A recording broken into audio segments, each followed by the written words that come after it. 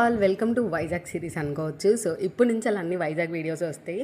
So night అంతా train journey అయింది. పొద్దున్న లేచి మొహాలు కడుక్కొని అట్లా ముచ్చటేసినాం అనమాట. సో వ్యూస్ అయితే వేరే లెవెల్ ఉండే. నెక్స్ట్ వచ్చే వీడియోస్ అన్నీ మీరు మావి చూడాలంటే ముందు సబ్స్క్రైబ్ చేసుకొని ఉండండి. ఒక దగ్గర ట్రైన్ 3 hours డిలే అయింది. సో అక్కడే ఆగిందనమాట. చాలాసేపు ఫొటోస్ దిగినాం అండ్ చాలాసేపు దిగి చూసినాం అనమాట. సో నెక్స్ట్ మేము ఇంకా దిగగానే రూమ్కి వెళ్ళేసి ఫ్రెష్ అప్ అయ్యి సింహాచలం అయితే వెళ్ళిపోయినాం అనమాట. సో అక్కడ చాలా బాగుండే ప్లేస్, పార్కింగ్ ఏరియా, పిల్లలు ఆడుకోవడానికి చాలా అంటే చాలా బాగుండే.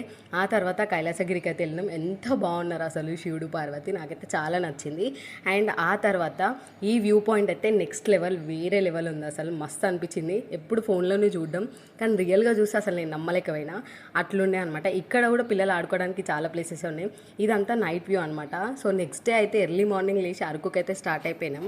అరకుకి వెళ్ళే రూట్లో ఇదొక ప్లేస్ అనమాట. ఇక్కడ కూడా ఇంకా ఓపెన్ కాలేదు. అంత పొద్దున మేము వెళ్ళిన టైంకి బోటింగ్ అదంతా కూడా ఉంది, కాకపోతే ఓపెన్ అయితే అవ్వలేదు. ఎంత నీట్గా ఉందంటే ప్లేస్ అండ్ లొకేషన్ కూడా ఆసమ్ ఉండే. సేమ్ పాపికొండల్లానే ఉంది. అండ్ ఇక్కడైతే ఈ రివర్ ఇదంతా ఇంకా పెద్దగా వస్తాయంట, చాలా వాటర్ వస్తాయంట. డ్రైవర్ అనే చెప్తుండే మంచిగా ఉంటుంది లొకేషన్ అని కూడా చెప్తుండే. సో కాకపోతే ఇప్పుడు అయితే మేము వెళ్ళినప్పుడు ఇన్నే వాటర్ ఉన్నాయి. సో ఇంకా అరకుకి వెళ్ళే రూట్లో లొకేషన్స్ అయితే వేరే లెవెల్ అసలు. నాకైతే ఇంకా కళ్ళ ముందే ఉన్నాయి. సో మిగతా మా వైజాగ్ వీడియోస్ అన్నీ మీరు చూడాలనుకుంటే మన ఛానల్కి సబ్స్క్రైబ్ చేసుకొని బెల్ ఐకాన్ క్లిక్ చేసుకొని ఉండండి. And thanks for watching.